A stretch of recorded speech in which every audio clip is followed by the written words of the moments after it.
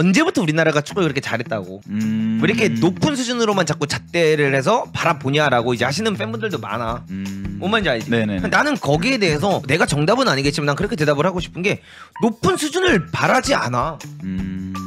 해야 될 정도는 해야 된다는 거고 우리나라 선수들의 퀄리티 자체가 이 우즈벡이라든가 이런 팀들에 비해 워낙 높은데 훨씬 높죠. 이 선수들을 데리고 스코어가 똑같이 1대 0이더라도 스코어가 똑같이 2대 1이더라도 좀 좋은 경기력을 통해서 이기기를 바라는 게 과연 우리가 눈이 높은 걸까?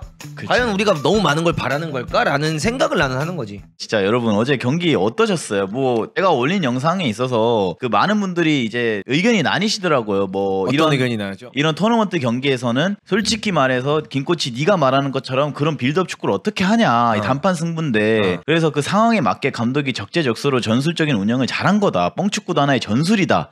이렇게 말씀하신 분이 있고 또 한쪽에서는 무능하다. 뭐 전술이 없다. 이렇게 좋은 선수 데리고 이런 축구를 해야 되냐. 그리고 뭐 시간이 없다는 건 핑계다. 이종효 감독을 봐라. 뭐 광주 1년차 때 2부에서 승격시키지 않았냐. 자신의 색깔을 내면서. 그쵸. 그런 것들을 보면 의견이 많이 나뉘어요. 근데 저도 두 가지 의견을 다 동의는 해요. 어제 솔직히 뭐 결승을 가야 되니까 그러니까 주먹구구식으로 걷어내기라도 하면서 버텨야 된다라는 얘기도 이해는 가는데 그냥 많이 아쉬운 거는 이강인의 포텐을 확실하게 활용하지 못하고 뭐 홍현석의 포텐을 활용하지 못하고 그리고 어제 우즈벡이 솔직히 잘하는 팀은 아니었어요. 제가 아무리 봐도. 그래서 어제 그렇게 뻥축구를 한 거에 있어서는 그냥 저는 대한민국 축구 대표팀을 응원을 하니까 아쉬운 거죠. 예, 아쉬움에서 나오는 말인데 이제 그걸 어떻게 받아들이냐가 좀 달랐던 것 같아요. 그래도 김 코치는 냉정하게 어제 경기를 보면서 네. 뭘 느꼈나요? 네. 어떤 것들이 좀 좋았고 네. 어떤 것들이 좀 안 좋았다라고 그럼 생각을 하시나요? 일단 뭐 좋았던 부분은 어쨌든 우리나라가 지금 예선전부터 올라올 때 거의 다 모든 경기에서 이 한 골 승리를 한 적이 없고 뭐 두 골, 세 골 이렇게 다득점 승리를 했었잖아요. 그래서 어제도 비교적 이른 시간에 골이 나왔고 그 골이 들어갔을 때 보면 그거는 제가 봤을 때 황 감독님이 확실하게 준비를 하신 것 같아요. 그 세트피스 상황. 이강인이 홍현석을 줘서 네. 홍현석이 공을 잡고 있으면은 엄원상이 쫙 뛰어들어가는 거 보고 딱 킥을 넣어서 네. 엄원상이 내준 거 맞잖아. 그거. 네, 엄원상 선수가 정우영 선수한테 내주고 정우영이 이제 골 넣는 거. 네, 그런 세트피스의 세밀함 이런 것들은 정말 준비를 잘한 것 같은데 그냥 경기를 전체적으로 바라봤을 때는 많이 아쉬웠던 건 사실이죠. 전술적인 큰 그림에서 봤을 때는 어떤 것들이 그 아쉬웠던 거예요? 큰 틀에선. 일단은 우리나라가 솔직히 이렇게까지 전방 압박을 나오는 팀을 지금까지 예선전부터 만난 적이 없던 건 사실이었는데 어제 선수들이 약간 당황한 것도 있었던 것 같아요. 근데 그 당황을 한다는 거는 이 팀을 이끄는 수장인 황 감독님께서 이러한 전방 압박에 대한 대비가 전혀 되어 있지 않다는 거고 그리고 이러한 전방 압박이 왔을 때 뭔가 벤치에서 어떤 시나리오나 플랜이 없었다. 그래서 우리나라 선수들도 뭐 벤치에서 제가 봤을 때 뻥축구를 하라고 시킨 것도 아닐 거예요. 그냥 선수들이 알아서 야 이거는 큰일 났다. 이거 괜히 우리가 풀고 나가려고 하다가 뺏겨서 골 먹으면 우리 뒤집힌다. 우리 군대 가야 된다. 그래서 뭔가 그냥 주먹구구식으로 선수들이 경기장에서 썼던 것 같아요. 그 뻥축구를. 이강인의 활약은 어떻게 봤나요? 제가 봤을 때는 어제 이강인 선수가 일단 많이 뛰기도 했어요. 예선전부터 이강인 선수 게임을 봤지만 어제처럼 그렇게 필사적으로 뛰는 건 저도 처음이었거든요. 그렇죠. 근데 그냥 아직 이강인 선수의 그 체력적인 상태가 이 90분을 자기가 100%의 그 몸으로 뛸 수 있을 만한 체력이 안 되는 것 같긴 해요. 그리고 어제 전체적으로 선수들이 뭔가 짜여진 전술적인 압박을 한 게 아니라 그냥 주먹구구식으로 선수들이 그냥 투혼 하나로 뛴 거거든요. 여기 갔다 저기 갔다. 그래서 이강인 선수도 어제 좀 오버페이스를 한 것 같아요. 왜냐하면 어쨌든 군대가 걸려 있고 이게 내 인생을 바꿀 수 있는 대회 중 하나가 될 수 있잖아요. 그렇죠. 그래서 어제 이강인 선수도 내가 꼭 90분을 뛰지 않아도 나는 내가 뛸 수 있는 시간만큼은 최선을 다해서 뛰고 나가겠다 해서 약간 오버페이스를 한 것 같아요. 그러다 보니까 후반전에 좀 페이스가 떨어지고 그래서 황선홍 감독님이 교체를 하지 않았을까.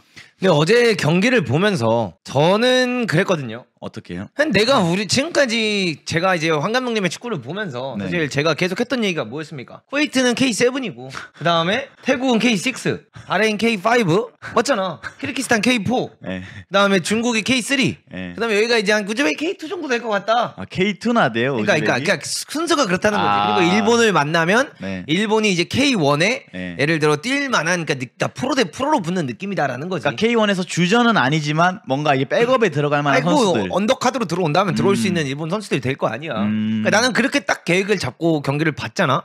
근데 아니나 다를까 이제 K3랑 가끔가다 K1 팀이 K3랑 경기 뛸 때 FA컵에서 고전하는 경우가 있어요, 없어요? 있죠. 왜 K3에도 경험이 조금 있는 선수들이 있고 네. 어쨌든 이게 공식 경기다 보니까 뭐 먼저 실점을 한다던가 네. 위험한 장면들을 만들다 보면 K1 선수도 가끔가다 당황을 합니다. 네. 그 축구라는 게 그런 당황을 통해서 질 수도 있는 게 아무리 실력차가 있어도 그런 당황하는 모멘텀으로 이제 질 수도 있는 게 축구 경기잖아요. 네. 우리 건 안 들어가고 네. 그들 건 들어가면 네. XG 값이 뭐 5대 0 차이가 나도 네. 얘네가 그 0.1 몇 프로로 골 넣어버리면 1대0으로 이기는 거니까. 그렇죠. 근데 중국전이 딱 그랬고 그 다음에 우즈벡전이 사실 우즈벡이 뭐 전방 압박을 잘했다라고 난 보지 않거든요. 아 못했어요. 솔직히. 아니 전방 압박이 뭐 제대로 된 전방 압박이 아니라 그냥 얘네는 조금 선수다운 선수들이 뛴 거야. 야, 축구 선수가 나왔다. 아 이제 그러니까 그래도 좀 비슷한 수준의 선수들이 나왔다라는 거지. 네. 근데 냉정하게 실력적으로 비교를 해도 우리나라의 선수들이 훨씬 밀릴 일은 없죠. 무조건 위에 있죠. 네, 그러니까 우즈벡 애들 중에 과연 몇 명이 또 이 같은 질문이야. 네. 우즈벡 선수들 중에 과연 몇 명이나 K리그 1에 와서 선발로 주전으로 뛸 수 있는 만한 선수가 몇 명이나 되겠냐라고 봤을 때 나는 거의 다 없다고 생각을 해. 한 명도 없다 생각을 해요. 우리 이기는 게 당연한 거다라고 생각을 했고 나는 항상 얘기했던 게 이제 결승전을 우리가 못 가는 것 자체가 말이 안 된다. 허나 제가 우려했던 장면들이 나오기 시작했다. 뭔가 이 큰 승리들을 가져갔고 네. 5대 0, 뭐 9대 0 막 클린시트 하고 실점도 많이 안 하면서 우리가 이 대회로 올라왔지만 네. 어제 경기를 보면서 이제 드러난 게 뭐냐? 우리만의 확실한 색깔로 상대를 괴롭히고 있진 않았다. 그게 난 어제 우즈벡 경기에서 완벽하게 드러나지 않았나라는 생각을 하는 거지. 그리고 이제 일본이 어쨌든 간에 홍콩을 4대 0으로 이기고 올라온 이 상태에서 네. 아무래도 또 일본이라고 하면은 어쨌든 기본 빵이 되잖아요. 그쵸. 그러니까 얘는 이제 축구를 잘하는 애들일 거 아니야. 네. 근데 북한도 이기고 왔고 이 일본을 상대로 과연 대한민국이 우승을 할 수 있을지는 솔직히 좀 봐야 되지만 나는 지금도 우승을 해야만 한다는 스탠스를 가지고 있어. 이 대회는 무조건 우승을 해야 돼요. 네. 무조건 뭐 말 그대로 맨날 선탐리랑 얘기하는 것도 있었지만 무조건이란 건 없겠지. 네. 왜냐면 축구라는 게 맨시티도 질 때도 있는 거고 네. 바르셀로나 질 때도 있는 거고 미넨도 질 때도 있는 거니까. 네. 근데 나는 그냥 내 생각에는 내가 바라보기에는 이게 내가 왜 계속 황 감독님이 계속 올림픽까지 가고 황 감독님 체제로 계속 가는 거를 반대하는지가 난 어제 경기력에서 완벽하게 나왔다라고 생각을 해. 그리고 우즈벡이 약간 뭐 더럽게 축구를 했잖아. 네. 솔직히 중국보다 더러웠다고 생각을 해. 더러웠죠. 중국 애들은 이렇게 그냥 마지막에 발을 남겨가지고 쫑날 때 이렇게 발로 우리를 까는 정도 느낌이었다고 하면은 우즈벡 애들은 막 엘보 치고 안 보는데 주먹으로 배 때리고 막 이런 거 많이 했어. 네. 근데 나는 조금 짜증나는 것 중 하나가 뭐냐면 네. 그런 게 보이잖아. 네. 그러면은 나는 그래. 코치가 됐든 감독이 됐든 한 명이 그냥 옐로 카드 받을 생각으로 네. 심판한테 지랄도 한번 하고. 네. 맞잖아. 코칭 스태프가 얼마나 많아. 그렇죠. 감독이 경고 받아가지고 퇴장당하기 좀 그러면 네. 코칭 스태프 중 한 명 불러가지고 그 코칭 스태프 중에도 어린 사람이 있잖아. 한 명 불러가지고 야 지랄 좀 한번 해라. 욕 좀 한번 쳐서 그냥 네가 옐로 카드 받더라도 한번 우리도 보여주자라고 해가지고 좀 지랄을 한다든가. 물론 어제 황 감독님이 화를 내는 포인트가 있었어. 왜 파울 막 이런 경고 안 주냐고. 네. 파울 막 이랬던 장면이 있긴 네. 한데 그 이상을 나는 했었어야 됐다고 생각을 해. 마치 야구에서 벤치 클리어링 있듯이 그런 것처럼 네. 이게 뭐냐. 아니면 이제 우즈벡 쪽 벤치에다가도 니네 이게 맞는 거냐. 좀 살살해라. 우즈벡 감독도 K리그 뛰었잖아. 네. 야 이 새끼야 내가 너 K리그 선배다. 좀 매너 있게 해라. 매너 있게 좀 해라. 이렇게 좀 화를 낸다든가. 좀 이런 것들도 좀 했어야 되지 않았나. 너무 선비 축구를 하긴 했어요. 그리고 나는 그게 있어. 뭐 상대가 맨날 깡패 축구를 하고 소림 축구를 하고 뭐 강하게 나온다면서 우리가 많이 뭔가 걱정을 하는데 네. 아니 왜 우리는 맨날 이렇게 당연하기만 아니, 해야지. 그럼 진짜 이쁜 축구를 하든가. 그러니까 난 그 생각이야. 그러니까 상대가 접근을 못하게끔 이쁜 축구를 하던가. 마치 예전에 스페인의 그 티키타카를 보여주던가. 아예 그냥 압살을 해버리던가. 그게 안 되면 똑같이 우리도 좀 강하게 그러니까 뭐 주먹으로 때리고 이런 건 할 필요는 없지만 왜 우리나라 이렇게 얻어 터지기만 하냐는 거야. 지금 엄원상도 부상을 당해서 뭐 결승전에 못 뛴다 이런 얘기가 나오고 있잖아. 네. 그러니까 난 이걸 보면서 그냥 한 명의 팬으로서 한국인으로서 이 축구를 좋아하는 사람 중 한 명으로서 그냥 열받더라고. 짜증이 나더라고. 그래서 제가 어제 우스갯소리로 경기 중에 계속 말을 했던 게 있어요. 라이브 때. 야, 우리 벤치에 있는 규현이 형 한번 쓰자. 한 85분쯤에 그냥 그 어제 엄원상 다치게 했던 왼쪽 풀백 있잖아요. 14번 선수. 걔가 경고가 하나 있었어요. 그냥 박규현 선수를 오른쪽 윙에 넣어서 얘랑 붙여넣자. 그러니까. 어차피 어제 후반전 보니까 황 감독님도 이제 급해지니까 공을 잡으면 계속 코너 플래그 보고 툭툭 찍어 놓더라고요. 그럼 거기에 박규현이나 14번이나 경쟁을 붙여버리는 거야. 그러니까 박규현이 그럼 다 죽여버리잖아. 인사이드인 것처럼 왼발로 박규현이 이게 쓱쓱 해가지고 크로스도 올리고 수비할 때 가서 강하게 담궈버리고 이런 걸 난 보고 싶었단 말이에요, 솔직히. 근데 박규현이 지금 여기 사타구니가 좀 안 좋기 때문에 내가 봤을 때 박규현을 한일전 때 확실하게 활용하기 위해서 좀 아낀 게 아닐까. 한일전에. 근데 뭐 주심이 엄청나게 경기를 못했다라는 이야기도 있지만 잘했어요. 사실 중국전 주심이 너무나도 잘한 거고 어제 주심은 그냥 주심처럼 했어. 나는 이번 대회 때는 심판 때문에 뭔가 억까당하는 건 없어. 네, 피해를 본 적은 단 한 번도 없는 것 같아요. 물론 막 주먹으로 때리고 이런 거 VR이 없으니까 심판들이 못 보지. 근데 VR이 있었더라면은 또 다른 얘기가 될 수 있는 게 주먹으로 때린 게 있었고 그 VR실에서 이제 연락을 해서 방금 우즈벡 선수가 우리 선수를 주먹으로 때렸다 확인해야 된다 해서 VR이 있었으면 그 선수를 퇴장을 줄 수 있지만 VR이 없는 상황에서 경기가 막 빠르고 왔다 갔다 하면서 심판이나 부심들이 사실 뭐 주먹으로 때리고 뭐 엘보 치는 거를 다시 볼 수 있는 게 없으니 놓치는 건 난 뭐 놓칠 수 있다라고 생각을 해. 근데 우리나라가 그냥 그렇게 해서 얻어 터진다는 느낌만 났다는 게 난 너무 싫었다라는 거야. 그나마 이제 어제 좀 통쾌했던 거는 송민규 선수가 들어가면서 송민규 선수가 이것도 좀 해주고 난 그게 너무 좋았던 게 그 프리킥 장면 한번 났을 때 가운데서 송민규가 그 선수 혼자 있는 애 가가지고 막 뭔지 알아? 이것도 한번 하고 이거 떤 다음에 얘가 막 이렇게 하니까 도망 이렇게 바로 심판 옆으로 도망가더라고. 심판 옆으로 도망오기도 하고 막 이제 그런 걸 하면서 막 하는 것 자체가 굉장히 좋았고 모르겠어요. 뭐 어제 그 골 장면이 오프사이드다 아니다라는 찬반도 있더라고요. 근데 뭐 VR 없으니까 뭐 그거 가지고 뭐 우리가 뭐 이득을 취했든 안 취했든 그건 전혀 상관이 없는 거니까. 그렇죠. 경기 일부분이니까. 경기 일부분이기 때문에 저는 뭐 그거는 뭐 크게 상관이 없는데 그냥 뭐 이런 것도 있어. 많은 사람들이 얘기하는 게 뭐 우리나라가 너무 축구를 보는 눈이 높아지기만 한 것 같다라는 이야기가 나오고 있잖아. 벤투를 거치면서. 뭐 벤투도 거쳤고 어쨌든 간에 우리나라 선수들이 PSG도 가고 손흥민 토트넘에서 날아다니고 민재 민행 가고 이재성 선수 마인츠에서 잘하고 있고 정우영 슈투트가르트 가고 막 선수들이 계속 해외를 나가고 뭐 배준호도 지금 스토크시티에도 막 뛰고 이러잖아. 그러다 보니까 이제 우리나라 팬분들이 이런 말을 흔히 하는 거지. 언제부터 우리나라가 축구를 그렇게 잘했다고 왜 이렇게 높은 수준으로만 자꾸 잣대를 해서 바라보냐라고 이제 하시는 팬분들도 많아. 뭔 말인지 알지? 네네네. 나는 거기에 대해서 내가 정답은 아니겠지만 난 그렇게 대답을 하고 싶은 게 높은 수준을 바라지 않아. 해야 될 정도는 해야 된다는 거고 우리나라 선수들의 퀄리티 자체가 이 우즈벡이라든가 이런 팀들에 비해 워낙 높은데 훨씬 높죠. 이 선수들을 데리고 스코어가 똑같이 1대 0이더라도 스코어가 똑같이 2대 1이더라도 좀 좋은 경기력을 통해서 이기기를 바라는 게 과연 우리가 눈이 높은 걸까? 그쵸. 과연 우리가 너무 많은 걸 바라는 걸까라는 생각을 나는 하는 거지. 근데 그런 게 결국 좋은 축구를 보기 위해서 뭐가 필요해? 좋은 전술이 좋은 필요하죠. 전술과 좋은 감독님이 필요한 거고 변성환 감독님을 우리가 이제 뭐 또 얘기를 하는 거지만 뭐 비교를 하는 거라고 볼 수도 있겠죠. 변성환 감독님이 똑같이 결승전에서 일본한테 그때 아마 졌을 거야. 일본이었을 거야, 맞지? 근데 그때 경기력을 생각해 보자고. 대회까지 올라갈 때까지 결승전까지 갈 때까지 맨시티 축구를 보여줬고 진짜 기가 막힌 빌드업 플레이를 가져가면서 혹은 꼭 빌드업 축구가 아니더라도 롱볼 축구를 할 거면 완벽히 롱볼 축구를 하든가. 김은중호를 내가 비판을 했었지. 왜 비판을 했어? 그냥 수비 축구를 하고 역습 축구를 하는데 그 역습 축구 안에 전술이 없으니까. 그러니까 뭔가 높은 데까지 간 건 너무나도 칭찬할 이야기고 그 대회에 뭐 다른 감독이 간다고 해서 이쁜 축구를 한다고 해서 4강까지 가라는 법은 없잖아. 그래서 그 부분에 있어서는 당연히 공을 받는 게 맞고 김은중 감독님께서 정말 잘하신 건 맞지. 허나 요스팅 하나 때리면서 수비를 해서 역습을 해가지고 경기들을 이긴다라고 바라보면 긍정적이진 않다는 거지. 이 어린 친구들이 성장하는 시기에. 그렇기 때문에 나는 이 황 감독님의 축구에 계속 의문점을 가지는 거고. 그러니까 어제 경기에서 나는 좀 그게 나온 게 아닐까. 어쨌든 이강인이 됐든 홍현석이 됐든 이런 선수들이 우즈벡 애들이 두세 명 달라붙어도 안 소유가 되잖아. 그럼 뭐 한 명의 선수가 우즈벡 2명 정도를 닳고 다닐 수 있는 능력들이 돼. 백성호 되지, 이강인 되지, 송민규 되지, 홍현석 되지. 뭐 엄원상은 치고 달리는 걸로 할 수 있지.